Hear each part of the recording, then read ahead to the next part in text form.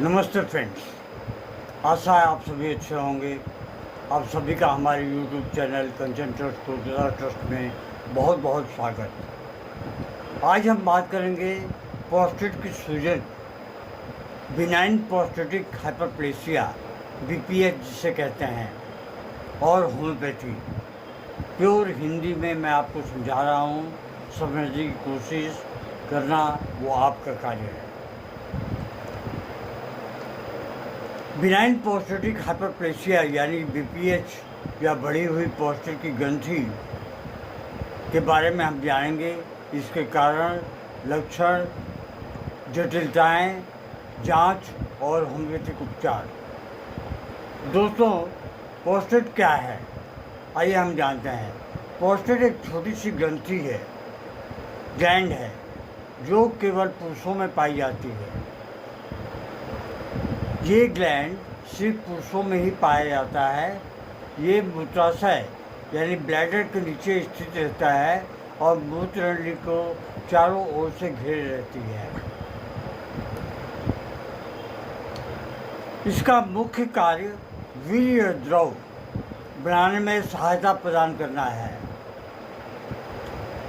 उम्र बढ़ने के साथ ये ग्रंथि धीरे धीरे बड़ी होने लगती है। जब ये सामान्य से अधिक बढ़ जाती है और पेशाब में रुकावट पैदा करती है, तब उसे बिनाइन प्रोस्टेटिक हाइपरप्लेसिया कहा जाता है। बिनाइन प्रोस्टेटिक हाइपरप्लेसिया ये वो अवस्था है जब सामान्य से अधिक प्रोस्टेट ग्लैंड बढ़ जाए। BPH होने के कारण उम्र का बढ़ना, पहले तो 60 साल की उम्र के बाद होता था, अब 45 के बाद में या 50 के बाद में भी होने लग गया है। हार्मोनल परिवर्तन इसके मुख्य कारण है। उम्र परिवर्तन के साथ में, उम्र बढ़ने के साथ में पुरुष हार्मोन्स में बदलाव आने लगते हैं। और सबसे बड़ी जो हिस्ट्री है वो पारिवारिक है। यदि परिवार में किसी को ये समस्या है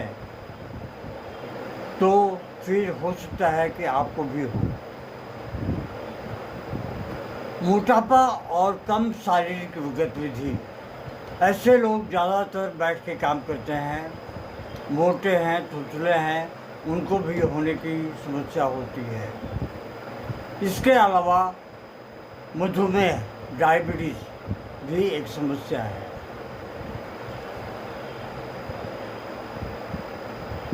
BPH के मुख्य कारण, BPH के मुख्य लक्षण जो है कुछ इस तरह से हैं, जैसे बार बार पेशाब का आना, रात में कई बार पेशाब के लिए उठना, पेशाब शुरू करने में कठिनाई, पेशाब पतली धार में आना, रुक रुक कर पेशाब का आना, पेशाब के बाद भी ब्लैडर पूरा खाली ना होना, ऐसा एहसास कि अभी भी पेशाब होगा, बूंद बूंद कर पेशाब का टपकना। अन्य कुछ लक्षण, जलन होती है, बेचैनी होती है, कमजोरी होती है और नींद खराब होना तो स्वाभाविक है। कॉम्प्लिकेशंस, यूरिन रिटेंशन, रुक जाना, पेशाब का रुक जाना, बार बार यूरिन का इन्फेक्शन होना, ब्लैडर में कभी कभी स्टोन भी हो जाते हैं, किडनी पर असर पड़ता है, पेशाब बिल्कुल बंद हो जाता है। जानने के लिए सबसे पहले आप अल्ट्रासाउंड QV का करवाएं, PSA का टेस्ट करवाएं, यूरिन रूटीन करवाएं और यूरोफ्लेमेट्री करवाएं। ये बहुत बड़ी और बहुत जरूरी टेस्ट हैं।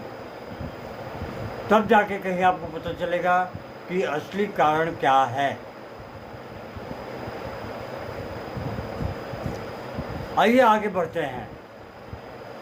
होम्योपैथी उपचार। पहली और जो बड़ी दवा है वो है सैबल सरोटा। प्रोस्टेट का बढ़ना, बार बार पेशाब का आना, रात में अधिक पेशाब का होना, पेशाब की धार कमज़ोर होना, ये बीपीएच की प्रमुख दवाओं में से एक मानी जाती है। कोनियम। वृद्ध व्यक्तियों में प्रोस्टेट समस्या, पेशाब रुक रुक कर आना और पेशाब शुरू करने में काफ़ी कठिनाई, तो कोनियम औषधि का लेना बहुत जरूरी होता है। इसके बाद में आते हैं चिमाफिला। ये जो दवाइयाँ हैं ये बहुत ही महत्वपूर्ण दवाइयाँ हैं।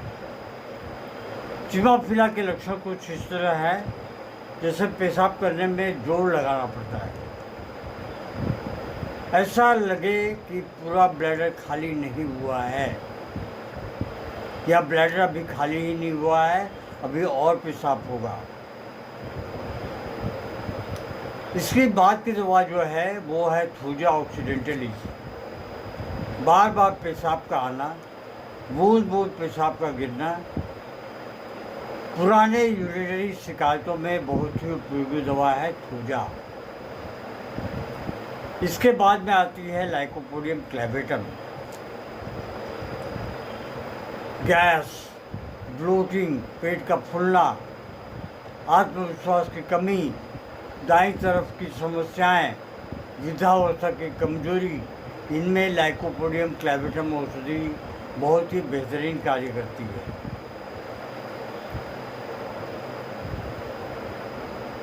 अगली जो दवा है वो है बेलाइटाकार्ब।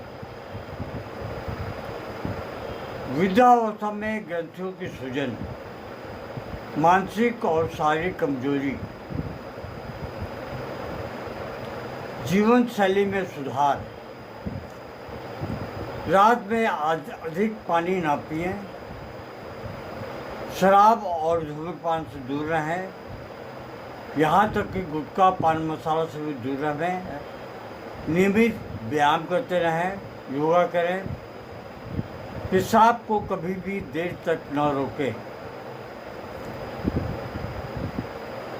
आपको कब जाकर डॉक्टर से तुरंत सलाह लेना चाहिए?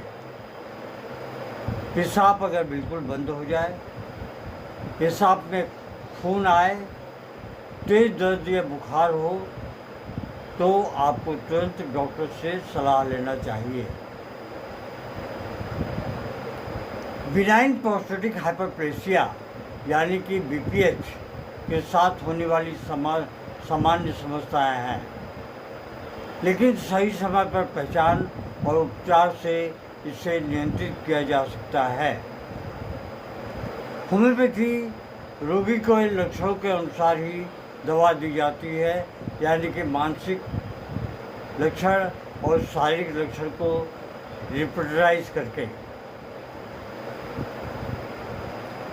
दोस्तों, आप लोगों से अनुरोध है कि आप अपने मन से कोई दवा ना खाएं। अगर आपको ऐसी कोई समस्या है तो आप अपने नज़दीकी कंसल्टेंट होम्योपैथिक फिजिशियन से संपर्क करें। धन्यवाद। Long live homeopathy, long live Hahnemann.